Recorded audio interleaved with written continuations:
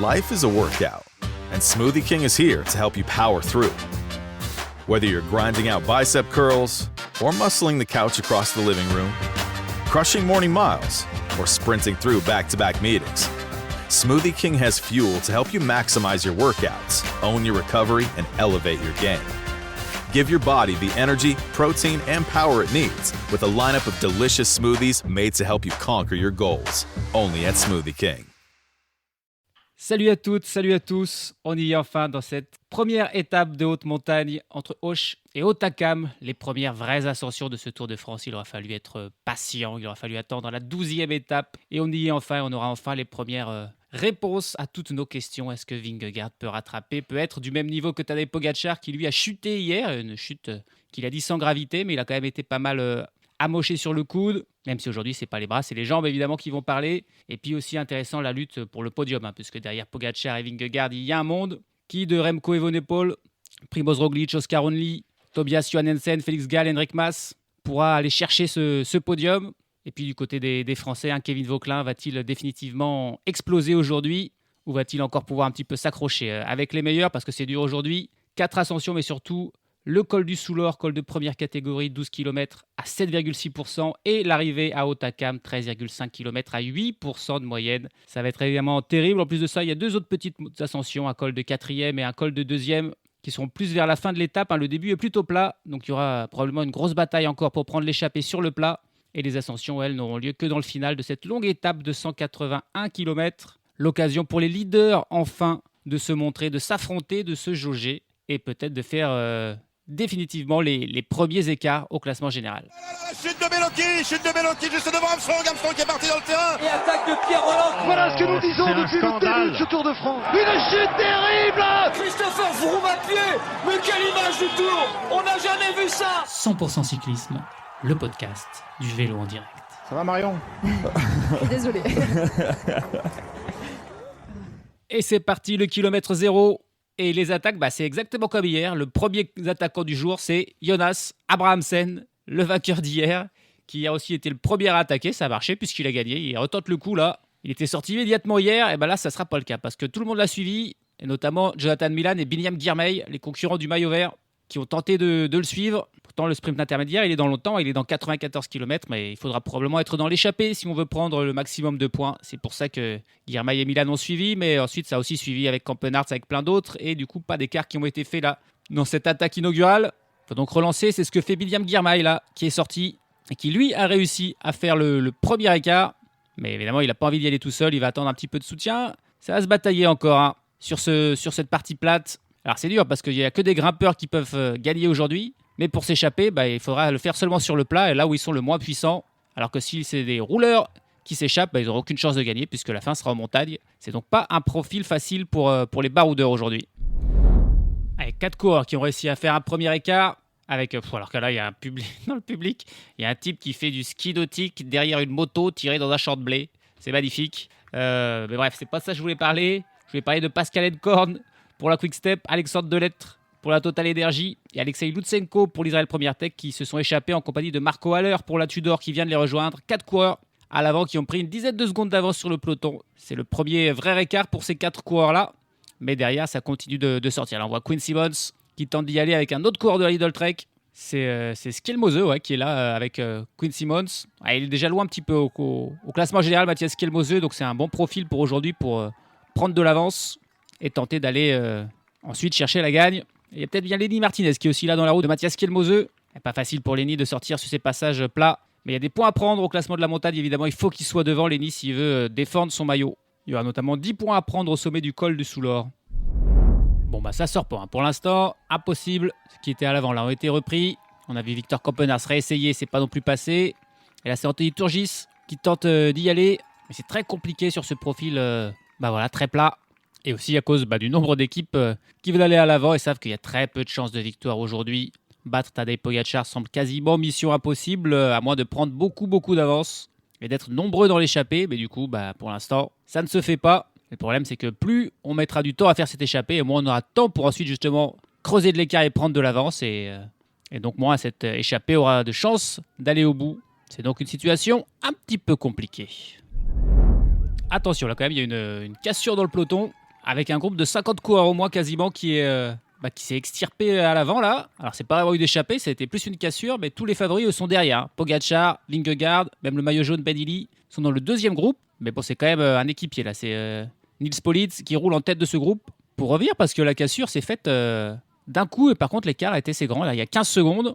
Et forcément, si on a une échappée de 50 coureurs qui part à l'avant, ça sera quasiment impossible ensuite à contrôler si on revient pas tout de suite. Alors, à voir quand même s'il n'y a pas des coureurs bien classés au classement général dans ce groupe de devant. Qui on a dans ce groupe devant? Il y a quelques bons coureurs. Il y a Carlos Rodriguez notamment qui semble être le mieux classé, le coureur de l'Ineos. Mais il y a aussi des bons coureurs comme Mathias Kielmose. Il y a Guillaume Martin qui est là. Il y a Ben O'Connor, Timen Arensman. Ils sont 47 en tout. 47 coureurs à être sortis là. Alors il n'y a aucun des vrais grands champions, c'est-à-dire ni Vingegaard, ni Pogačar, ni Roglic, ni Evenepoel. Il y a quand même Carlos Rodriguez, il y a quand même Kielmose, il y a quand même O'Connor. En tout cas, l'écart qui grandit là petit à petit, 40 secondes désormais. On sent le bon coup là dans ce groupe de 47. Alors c'est évidemment très très nombreux. Il y a des Français aussi, j'ai dit Guillaume Martin, il y a aussi Lenny Martinez, il y a Bruno Armirail, il y a Valentin Madouas. On n'a pas encore la liste totale évidemment, 47, c'est beaucoup, le temps de voir qui est là. Mais bon, c'est un tiers du peloton qui est à l'avant, donc si vraiment ça s'échappait là, ils auraient moyen peut-être d'aller au bout ces hommes-là. Bon, ils sont 51 coureurs au total dans ce groupe de tête et l'écart qui grandit petit à petit, 1 minute 13. Il faut dire que toutes les équipes sont représentées, sauf la Picnic PostNL. Il n'y a que la Picnic PostNL qui n'a pas au moins un coureur devant. Donc forcément, ça ne favorise pas la poursuite derrière. Et puis donc, un coureur quand même bien classé, Carlos Rodriguez, qui a 5 minutes et 44 secondes de retard sur Ben Illy. Tous les autres sont au moins à plus de 10 minutes, comme Guillaume Martin qui a 10,44, O'Connor à 11,50, ou Kielmose à 12,45. L'équipe la mieux représentée, c'est en plus l'équipe de Carlos Rodriguez, l'Ineos, qui a 5 coureurs, avec Timen Arensman, avec Tobias Foss, Axel Lawrence, Carlos Rodriguez donc et Connor Swift. C'est l'équipe la mieux représentée. On compte aussi 4 coureurs pour la Tudor et 4 pour la Bahreïn, qui sont donc aussi en force. Donc c'est quand même un beau groupe. Il y a aussi des jolis coureurs. Il y a Mathieu Van Der Poel qui est là, il y a Julien Alaphilippe qui est là, il y a Buitrago, Louis Barré. Alors que dans le groupe, le peloton, donc le peloton des favoris, où on retrouve Pogačar, Vingegaard et compagnie, c'est finalement la Uno X qui se met à rouler. Ils ont pourtant un coureur devant, mais c'est Stan Fredheim, c'est un sprinter, donc il n'a aucune chance aujourd'hui. Et il roule parce que Tobias Aland Johannessen n'est pas dans le bon coup. Et voilà, un coureur comme Carlos Rodriguez menace le classement de Johannessen. On pourrait voir peut-être la Picnic PostNL d'Oscar Only, qui elle n'a personne devant, rouler aussi derrière pour limiter un peu l'écart. Mais pour l'instant, ça ne marche pas puisque l'écart continue de grandir petit à petit. On approche des 1 minute 30 alors qu'on est à 153 km de l'arrivée. Je ne sais pas quel est le record de la plus grosse échappée sur le Tour de France, mais on ne doit pas en être loin quand même là. 51 coureurs. En tout cas, c'est la plus grosse de la saison, toutes courses confondues. Jusqu'à présent, le record, c'était 43 coureurs sur le Tour des Émirats Arabes Unis. Et là, ils sont 51. Et l'écart qui approche des 2 minutes désormais. Donc c'est une véritable échappée. Derrière, dans le peloton, on voit l'équipe de Ben Illy avec Casper Asgreen travailler. On a vu Jonas Abrahamsen pour l'Uno X travailler et aussi Nils Politt pour la Team Emirates. Pour au moins maintenir cet écart à 2 minutes là qui s'est un petit peu stabilisé quand même entre les deux groupes. Dans le groupe de tête, ce sont les Français les plus représentés avec 13 coureurs français à l'avant. Avec Lenny Martinez, Julien Alaphilippe, Axel Lawrence, Paul Pénoët, Thomas Gachignard, Clément Venturini, Valentin Madouas, Guillaume Martin, Louis Barré, Bruno Armirail, Aurélien Paré-Peintre, Brian Cocard et Anthony Turgis. Est-ce qu'un de ces coureurs va enfin nous offrir une victoire? Ça paraît quand même compliqué, même s'il y a des bons grimpeurs, notamment Martinez et Louis Barré. Et de toute façon, ils ont beau être nombreux devant, là, l'écart qui commence un petit peu à être stable autour de 2 minutes. Ça ne veut pas du tout dire que la gagne est devant, même s'ils sont si nombreux pour l'instant. 98 km de l'arrivée, et la situation qui est figée depuis un long moment, là, désormais, entre les deux groupes, le peloton et cette échappée de 50 coureurs, 1 minute et 40 secondes d'écart seulement. Le gros travail de l'Uno X, quand même, étonnamment, dans ce peloton qui roule fort, avec un petit peu Lief et Nils Politt. Alors, ils ont gagné l'étape hier, l'Uno X, ils se sentent un petit peu poussés des ailes, peut-être, aujourd'hui, en prenant un peu la responsabilité de la poursuite à leur compte, alors que ils ne sont pas non plus obligés de le faire, sachant qu'ils ont un coureur en plus à l'avant, et que ce ne sont pas eux qui ont le plus à perdre de cette échappée qui irait au bout. Mais ils roulent, et du coup l'écart qui est stable. Après, il y a évidemment plein de coureurs dans le groupe de tête qui ne passent pas de relais, qui sont tranquillement à l'arrière. Tous les meilleurs grimpeurs attendent leur heure. C'est pas encore pour tout de suite, il faudra attendre un petit peu pour aller voir le col du Soulor, cette première vraie difficulté de ce Tour de France. La première difficulté du jour, la côte de l'Abatmal, 1 km 300 à 6,3%. Autant vous dire que ce n'est pas la plus difficile du jour. Col de 4e catégorie, un seul petit point à prendre au sommet. On va voir si Lenny Martinez, qui est là, dans ce groupe de tête va aller chercher ce point, ou s'il y a peut-être Michael Woods qui est aussi là, qui a des points dans ce classement de la montagne, va tenter d'aller le chercher, ou si c'est juste un point et ils vont pas s'en soucier. L'écart qui est toujours d'1 minute 40 avec le peloton, et à noter qu'il y a un coureur de moins dans le groupe de tête, c'est Brian Cocard qui était devant, mais qui, pour une raison assez inconnue, s'est fait très mal à la main. Est-ce qu'en prenant un bidon ou une sacoche, il s'est brisé le doigt là, mais a priori il a une fracture du doigt et on lui a mis une petite attelle. Il est derrière désormais le peloton, loin derrière le peloton, tout seul. Et du coup, ce qui s'attendait comme une belle journée à l'avant, là, se transforme en journée galère à l'arrière pour Brian Cocard, pour une raison assez étrange, d'une fracture du doigt, sans être tombé ni rien, juste en manipulant quelque chose. Il s'est fait très très mal. Allez, on arrive au sommet. Et tiens, étonnamment, c'est Fred Wright, équipier de Lenny Martinez, qui va aller prendre les points pour empêcher Michael Woods d'en prendre et éviter Lenny Martinez de se fatiguer pour un petit point. Ok, stratégie un petit peu différente. Et personne n'est venu se batailler avec Fred Wright. Donc, franchement, Lenny Martinez, il serait venu le chercher. Il n'aurait pas dépensé tant que ça. Si jamais ça se jouait à 1 point le maillot de la montagne, je pense qu'il le regretterait parce qu'il était quand même facile à prendre au final, celui-là. Mais voilà, le but, c'était de s'économiser au maximum pour Lenny Martinez, qui ne va donc pas chercher ce petit point dans le prochaine difficulté. Le col du Soulor, par contre, il faudra se montrer. Et là, les échappés qui vont arriver au sprint intermédiaire. Mais bon, il n'y a ni Milan ni Girmay finalement à l'avant. Donc on va voir ça va se batailler pour aller prendre les 20 points ou non là. C'est pas sûr. Et le sprint intermédiaire qui est par contre relativement disputé là. Avec Van Der Poel. Avec c'est qui est là pour la coureur de l'Intermarché Venti, Lorenz Rex, qui était là, qui a dû passer en tête. Il y avait aussi un coureur de la Edward Tuns. Non, c'était Thibaut Nice pour la Lidl Trek qui a aussi fait le sprint et qui ont devancé Mathieu Van Der Poel. Là, c'est pareil, c'est les équipiers de William Girmay et de Jonathan Milan qui sauront aller faire le sprint pour prendre le maximum de points possible et empêcher Van Der Poel d'en prendre trop. Il y avait aussi Stan Friedheim impliqué dans ce sprint, Simone Velasco et Anthony Turgis aussi qui étaient là et qui ont pris les petits points derrière. On n'est pas encore là dans le col du Soulor, on est dans les quelques kilomètres avant et il y a beaucoup de coureurs qui se relèvent dans l'échappée, tous les équipiers qui ont beaucoup roulé, comme Tobias Foss ou Connor Swift pour l'Ineos, comme les sprinteurs Paul Penhoet, Stin Frenheim, tiens Mathieu Van Der Poel lui-même qui se relève, Alexei Lutsenko, plein de non-grimpeurs là qui avant même le début de la montée sont lâchés, distancés, plutôt n'insistent pas trop, ne vont pas trop puiser loin dans leur réserve parce qu'ils savent qu'ils n'ont aucune chance de victoire aujourd'hui. On va bientôt y arriver. Donc dans ce col du Soulor, il aura fallu attendre plus de la moitié de la course, plus de la moitié de ce Tour de France. On a passé hier le point médian en termes de kilomètres sur ce Tour de France. Et c'est seulement donc aujourd'hui, maintenant, que l'on va attaquer le premier col de première catégorie de tout ce Tour de France. Il y en aura plein d'autres, mais ils sont donc tous en seconde partie de Tour de France. Et là, c'est donc le col du Soulor, 11,8 km à 7,6% de moyenne. 2 minutes et 20 secondes d'écart, c'est la différence qu'il y a désormais entre le peloton et les échappés. C'est le plus gros écart qu'on ait, et c'est celui qu'il y a au pied de ce col du Soulor. Et changement en tête du peloton, c'est la team Visma The Bike qui d'un seul coup apparaît. Objectif évidemment, durcir la course le plus possible, tenter de fatiguer d'abord les équipiers de Tadej Pogacar, l'isoler, et ensuite l'attaquer avec Jorgensen et Vingegaard, voire Sepp Kuss, voire Wout van Aert s'il est dans un grand jour, voire Simon Yates. Et c'est vrai qu'ils ont des cartes, et là c'est Victor Kampenaerts qui se met en tête de ce peloton et qui se met à rouler. C'est la première fois qu'on les voit. Et forcément, ça lâche pour beaucoup de monde dans le peloton, tous les sprinteurs et même des non-sprinteurs comme Geraint Thomas là, qui est déjà distancé. Et ça lâche déjà pour Lenny Martinez devant. Avec son maillot de meilleur grimpeur, il ne va pas prendre de points finalement aujourd'hui. Déjà distancé, alors qu'il reste encore bien 20 coureurs. Ça lâche aussi pour Valentin Madois, ça lâche pour Louis Barré. Ça a lâché pour Julien Lafilippe aussi. Donc là, tous les Français qui sont en train de disparaître un par un. Alors qu'il reste encore pas mal de monde. Guillaume Martin en toute dernière position, qui est même légèrement distancé, Guillaume Martin. C'est l'équipe Ineos qui reste encore là, avec Thymen Arensman qui mène Carlos Rodriguez notamment. Ça lâche aussi pour Ben O'Connor dans ce groupe de tête. Alors que dans le peloton, ça lâche pour Remco Evenepoel. Ça lâche déjà pour Evenepoel, alors qu'il y a pareil dans le peloton, il y a encore une vingtaine de coureurs. Il est lâché, il est dans un groupe avec Van Wilder qui est son équipier qui tente de le ramener, mais il est dans le même groupe que Warren Barguil qui vient de lâcher Pavel Sivakov. Bon, là, Remco Evenepoel qui prend une cassure dès maintenant. On est très très loin du sommet du Soulor, évidemment très très loin de l'arrivée. Là, Remco, il va perdre cher. Il reste encore une petite vingtaine de coureurs dans ce groupe maillot jaune, mais plus Remco Evenepoel, donc lâché.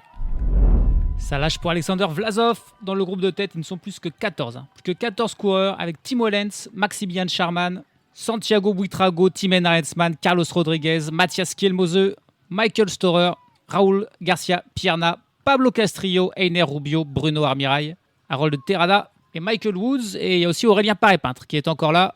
Voilà les 14 coureurs. On est encore loin du sommet, 6 km d'ascension encore. Plus qu'1 minute 40 secondes d'avance sur le groupe maillot jaune, où on retrouve donc toujours Ben Illy, mais plus Remco Evenepoel. La lutte pour le maillot blanc aussi, relancée là entre Ben Illy, Oscar Onley, Remco Evenepoel qui donc va perdre du temps, voire Kevin Vauquelin qui lui s'accroche toujours aussi dans le groupe des favoris. Ben Illy, le maillot jaune, qui est distancé aussi. Ça lâche pour aussi Henrik Mas, ça lâche pour Kevin Vauquelin aussi. Voilà, qu'est-ce qui s'est passé? Il y a une accélération parce qu'il y a 2 coureurs de la Visma aussi qui sont distancés. Et c'est Matteo Jorgensen qui est aussi légèrement distancé là, avec Simon Yates. Et Sepp Kuss, il a accéléré et il n'a pas vu qu'il a lâché Matteo Jorgensen. Il y a encore Lipovic et Roglic qui sont là. Il y a encore Oscar Onley, Johan Hansen, Félix Gall qui s'accroche aussi toujours. Alors que devant, Mathias Kielmose vient de mettre une attaque. Mathias Kielmose, le coureur de la Lidl Trek, qui est parti, suivi par Michael Woods. Et il n'y a pas grand monde qui peut suivre. Il y a Aurélien Paré-Peintre qui a suivi. Mais ça lâche pour Buitrago, ça lâche pour Carlos Rodriguez aussi. On a les 2 coureurs de la Decathlon même, Bruno Armirail et Paré-Peintre qui sont avec Woods et Skielmose. Donc c'est 4 coureurs là en tête, mais voilà, c'est un petit peu éparpillé de partout. Dans le peloton aussi, on a légèrement ralenti pour permettre à Jorgensen de revenir. Ça a permis aussi à Kevin Vauquelin là, de rentrer dans ce groupe. Il semble fort Michael Woods. Michael Woods qui semble très fort, qui a même une petite accélération et qui lâche. Michael Storer qui venait de revenir. Et Bruno Armirail, Mathias Kielmose est même un tout petit peu plus loin avec Einer Rubio. Et c'est Michael Woods qui est désormais seul en tête, qui semble être le meilleur tout simplement de tous les échappés, celui qui a le plus de jus. L'expérimenté, le vétéran canadien Michael Woods, qui fait toujours une étape. Une étape sur le Tour de France où il est au-dessus du lot. C'est peut-être celle du jour. Et Michael Woods qui va prendre les 10 points au sommet du col du Soulard pour le classement de la montagne, qui va se rapprocher dangereusement de Lenny Martinez, qui lui n'est plus là depuis un certain temps. Et puis, belle montée quand même des hommes de devant, puisque l'écart est de 1 minute et 58 secondes entre Michael Woods et le groupe où on retrouve Tadej Pogacar et Jonas Vingegaard. Donc, ils ont monté aussi vite que les Cadors. Tout simplement, il faut dire que la Visma a fini par ralentir. Ils ont monté tellement vite, donc ça avait lâché Jorgensen et Simon Yates. Et ensuite, Sepp Kuss a ralenti pour permettre à Jorgensen et Yates de rentrer. Et ensuite, c'est Simon Yates lui-même qui a fait le train. Mais bon, un coureur qui donc avait été lâché qui fait le train, forcément, ça va moins vite. Et ça a permis à cet écart de 2 minutes d'être maintenu entre Michael Woods et le groupe des favoris. Derrière Michael Woods, c'est Mathias Kielmose qui est passé en 2e position tout seul. Et ensuite, on a un trio avec Einer Rubio, Bruno Armirail et Michael Storer. Dans le groupe des favoris, qui va lui aussi bientôt arriver au sommet, Kevin Vauquelin a lâché, aidé par son équipier Christian Rodriguez. Mais il a finalement par lâché, alors que Ben Illy, lui, est en perdition. Ben Illy est en perdition. Il ne fait que s'arroser. Il est quasiment au ralenti. Il a été doublé, rattrapé par Remco Evenepoel, qui avait été pourtant lâché avant lui. Mais Remco va quand même mieux.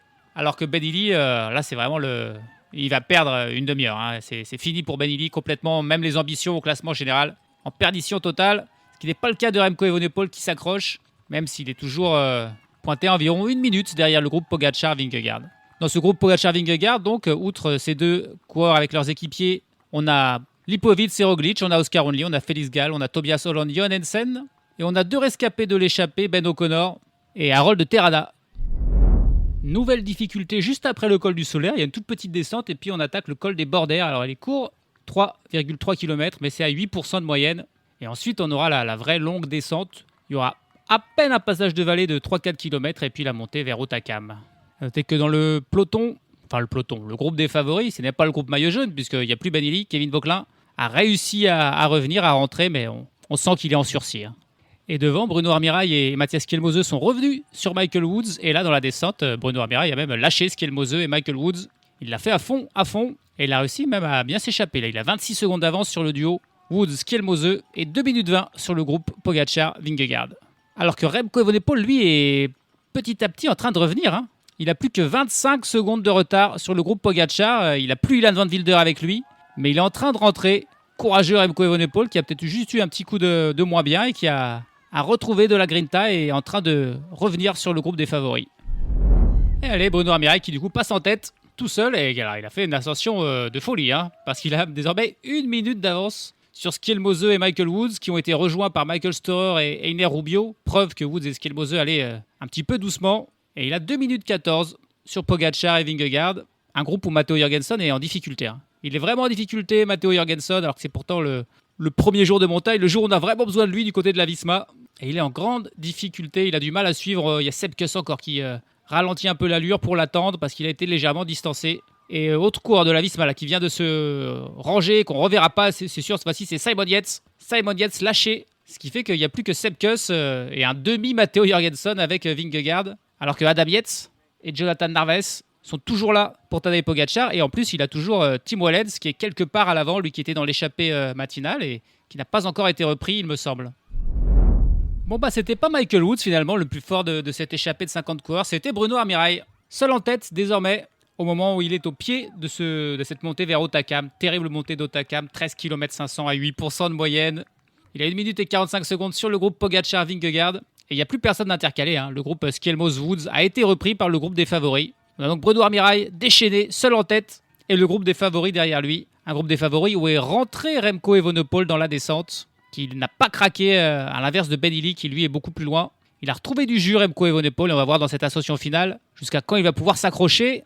Il n'y a que Tim Wellens qui a été repris, membre de l'échappée matinale, qui fait le tempo là depuis une quinzaine de kilomètres, depuis qu'il a été repris. Il a encore du jus Tim Wellens, et c'est lui qui fait le pied de la montée. On va voir jusqu'à quand. D'ailleurs, il y a encore Adam Yates et Jonathan Narvaez pour travailler pour Pogacar.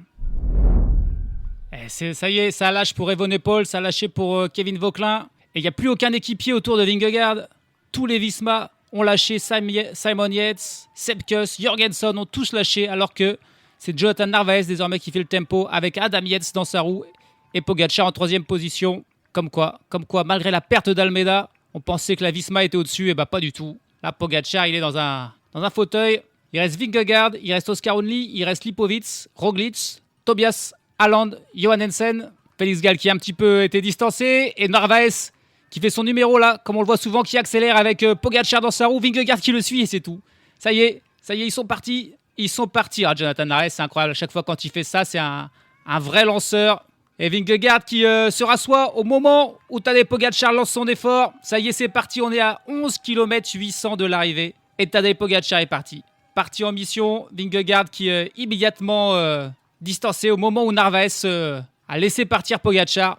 Narvaez, quand il fait ça, c'est terrible. Et ça a marché. Et ça y est, il y a déjà l'écart entre Pogacar et Vingegaard. Maintenant, le but pour Vingegaard, c'est de ne pas rentrer dans le rouge. Gérer son effort. Pour l'instant, il a pris 30-40 mètres. Mais là, il maintient cet écart.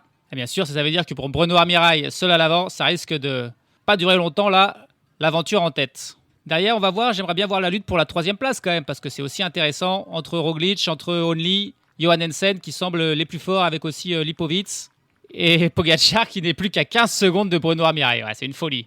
Vingegaard qui ne craque pas, 50 mètres d'écart, et il maintient cet écart même pas 10 secondes. Et l'écart qui commence à grandir, 27 secondes d'écart entre Pogacar, qui a repris Bruno Armirail, Vingegaard, pointé à 27 secondes. Et derrière, on a un quatuor pointé à 1 minute avec Primoz Roglic, Florian Lipovic, Tobias Haaland, Johannesen et Oscar Onley. Voilà les 4 coureurs qui, a priori, vont se battre pour la place sur le podium, même si Remco Evenepoel, il n'a pas craqué, il n'est pas loin, il est tout seul. Il est pointé à 20 secondes environ de ce groupe Roglic. Donc, il pourrait, dans la lutte pour le podium, ne pas perdre tant que ça Remco Evenepoel. Par contre, bien sûr, pour les 2 premières places, sans surprise, c'est pour les 2 extraterrestres. Et même, malheureusement, sans surprise aussi, Pogacar semble quand même au-dessus de Jonas Vingegaard. Et on ne voit pas trop, au vu de cette première étape de montagne, comment Vingegaard pourrait espérer battre Pogacar à la régulière sur ce Tour de France. La minute, alors qu'on est encore à 6 km de l'arrivée et du sommet. Ça va faire très cher. Ça va faire très cher à l'arrivée. Tadej Pogacar qui prend sa revanche sur il y a 3 ans, quand dans cette même ascension d'Hautacam, il avait été explosé, lessivé par Wout van Aert et Jonas Vingegaard. Et bah là, c'est lui qui lessive Vingegaard et qui prend la minute. Derrière, il y a aussi 1 minute d'écart entre Vingegaard et le groupe Roglic. Un groupe où on a vu à un moment Kevin Vauquelin revenir, mais il a finalement relâché. Et puis Remco Evenepoel, qui n'est toujours pas loin. Il reste une dizaine de secondes derrière ce groupe Roglic. Un temps accompagné par Félix Gall, mais là aussi, il a distancé Félix Gall qui s'accroche comme il peut également. La belle lutte pour la 3e place, là, avec Florian Lipovic, qui est sorti, suivi par Oscar Onley. Roglic et Johannesen qui n'ont pas pu suivre l'accélération de l'Allemand. Il est fort, Lipovic. Il est vraiment fort, Lipovic. Et Onley s'accroche, il arrive à revenir un petit peu dans sa roue. Et voilà, on a ce duo qui a pris un tout petit peu d'avance sur l'autre duo, Johannesen-Roglic. Derrière, Remco Evenepoel a rattrapé lui Kevin Vauquelin. Et il est donc derrière. Juste derrière Roglic et Johannesen. Pendant ce temps, Pogacar fend la foule impressionnante avec 1,25 d'avance sur Vingegaard et il reste encore 3 km 400 d'ascension. J'ai bien peur que le tour soit déjà joué dès la première étape de montagne. Il est tout simplement trop fort au-dessus l'immense Tadej Pogačar. La flamme rouge pour Tadej Pogačar. Et ça va bientôt être les 2 minutes. Bientôt les 2 minutes d'avance. 2 minutes d'écart entre Pogačar et Vingegaard. Ça va être terrible. Ça va vraiment faire un coup sur la tête du Danois là. Et d'ailleurs, Vingegaard, petit à petit, il y a Lipovic qui est le 3e homme finalement. C'est lui le meilleur. Il a lâché tous les autres. Lipovic, il a lâché Oscar Only. Et Lipovic qui est petit à petit en train de se rapprocher de Jonas Vingegaard. Derrière, on a Only qui a été repris par Tobias Aland Johannesen qui est aussi en grande forme, le Norvégien. Et ensuite, c'est Roglic avec Evenepoel un peu plus loin. Puis Kevin Vauquelin. Ils vont tous arriver un par un de toute façon. Mais il y en a un qui est bien avant les autres. C'est Tadej Pogačar avec son maillot de champion du monde. Ça va être déjà sa 3e victoire d'étape sur ce tour. Probablement pas la dernière. La victoire va être nette et sans bavure pour Tadej Pogačar qui, on peut le dire, assomme le tour clairement. Les journalistes vont avoir bien du mal à nous dire qu'il y a encore du suspense pour les 10 jours de course qu'il reste. Il y a du suspense pour plein d'autres choses, pour le maillot à pois, pour le maillot vert, pour la 3e place, mais pour le maillot jaune. S'il n'y a pas de chute, s'il n'y a pas d'incident, on voit pas comment Tadej Pogačar qui passe à l'instant la ligne, qui ne prend même pas le temps de lever les bras. Il ne s'est pas relevé. Ça y est, il attend bien d'être passé la ligne pour enfin profiter, mais c'est pas relevé pour prendre le maximum de temps. Il va en prendre beaucoup. Jonas Vingegaard en souffrance là sur ces derniers mètres. Allez, l'arrivée de Jonas Vingegaard, mais loin, très loin, avec le visage en souffrance. Il passe avec 2 minutes et 10 secondes de retard et Florian Lipovic qui est juste derrière. Florian Lipovic qui va prendre la 3e place et qui devient un sérieux candidat pour le podium et pour le maillot blanc également. Il passe une quinzaine de secondes derrière Jonas Vingegaard. Et le duo Oscar Only, Tobias Aland Johannesen pour la 4 et 5e place. Ils arrivent ensemble et ils se livrent un petit sprint. Et ça va être Tobias Aland Johannesen qui va passer 4e devant Oscar Only, 5e. Et là, c'est 2 bons concurrents pour le top 5. Magnifique là, Only Johannesen. Et ensuite, un nouveau duo qui arrive sans Primož Roglic. C'est Remco Evenepoel accompagné de Kevin Vauquelin qui fait quand même une belle montée, Kevin Vauquelin. La 6e place qui sera pour Kevin Vauquelin qui a doublé Remco Evenepoel sur le final. Et Remco qui vient faire 7e à près de 4 minutes de Tadej Pogačar. La 8e place pour Félix Gall là, qui arrive tout seul. Et Primož Roglic qui a bien dû exploser un petit peu dans la fin parce qu'on ne le voit plus.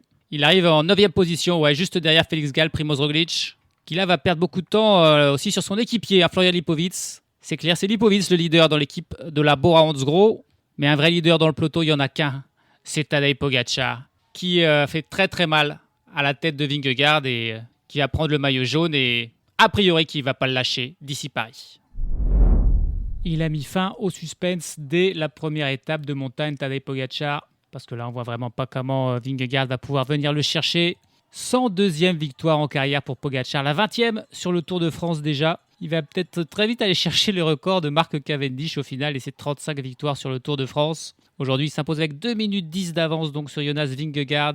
Derrière les belles performances pour Florian Lipovic, 3e à 2,23. Tobias Aland Johannesen et Oscar Only terminent 4 et 5e à 3 minutes. Kevin Vauquelin, 6e à 3,33. Remco Evenepoel, 7e à 3,35. Félix Gall, 8e à 4,02. Et Roglic, 9e à 4,08. Et derrière, les écarts sont encore plus impressionnants. Le 10e du jour, c'est Christian Rodriguez, l'équipier de Kevin Vauquelin, qui termine à 7 minutes 26. Et puis ensuite, on a Guillaume Martin, par exemple, 13e à 9,05. Carlos Rodriguez, le leader de l'Ineos Grenadier, termine 22e à 12 minutes et 31 secondes. Mathias Kielmose, 29e à 15 minutes et 23 secondes. Enric Mas, 33e, perd 16 minutes.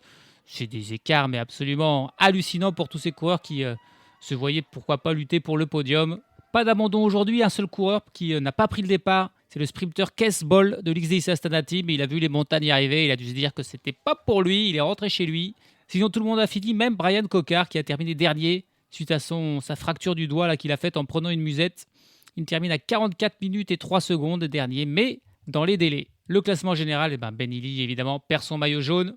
Ben Illy aujourd'hui, il a terminé 25e à 13 minutes et 38 secondes de Pogačar, qui est donc le nouveau leader avec désormais 3 minutes 31 d'avance sur Jonas Vingegaard. C'est évidemment énorme. Remco Evenepoel est toujours 3e, il s'est finalement bien battu. Derrière la bonne affaire pour Florian Lipovic qui passe de la 8e à la 4e place. Kevin Vauquelin est 5e. Oscar Only 6e. Primož Roglic 7e. Tobias Aland Johannesen 8e. Félix Gall 9e. Et puis Matteo Jorgensen, lui, est un des perdants du jour puisqu'il passe de la 5 à la 10e place. Il a lâché très tôt. Matteo Jorgensen, très décevant. Classement par points. Jonathan Milan toujours leader. devant Tadej Pogačar et Mathieu Van Der Poel. Mais attention, avec toutes les étapes de montagne qui restent, Pogačar va être une menace pour Milan pour le maillot vert. Et puis au classement de la montagne, alors là c'est vraiment stupide, mais c'est bien Tadej Pogačar le leader. Il a le même nombre de points que Lenny Martinez, mais comme il a passé un col de haute catégorie en premier, c'est lui qui est le leader de ce classement de la montagne. Et du coup, le petit point qu'a pas voulu aller prendre Lenny Martinez là, dans le col de 4e catégorie, lui empêche d'être meilleur grimpeur. Donc là, c'est quand même pas très bien joué. Puis au classement du meilleur jeune, Ben Hilley aussi, évidemment, perd ce maillot. Désormais, c'est Remco Evenepoel qui le porte, mais ça va être une belle lutte, je pense, puisqu'il n'a que 49 secondes d'avance sur Lipovic, 55 sur Kevin Vauquelin et 1,20 sur Oscar Onley. On est parti pour une lutte à 4 là, pour ce maillot blanc. Et puis demain, étape importantissime, le chrono en montée, le chrono de Péragude. Il fait que 11 km, mais voilà, il y a une ascension terrible de 8 km à 7,6%, qui fait que ce ne sera pas les spécialistes du chrono, mais bien les meilleurs grimpeurs qui se montreront demain. Pogačar va-t-il encore augmenter son avance ? Remco Evenepoel va-t-il réussir à remporter un second chrono sur ce Tour de France ? Et puis dans la lutte pour le podium et le maillot de meilleur jeune, on va voir un petit peu qui fera la différence là entre un Lipovic en grande forme, un Onley, un Johan Hansen et un Vauquelin, meilleur français sur le Tour de France, qui va tenter de faire une bonne performance demain, et ça pourrait aussi lui convenir. Ça sera la 13e étape du Tour de France. Salut à tous, salut à toutes.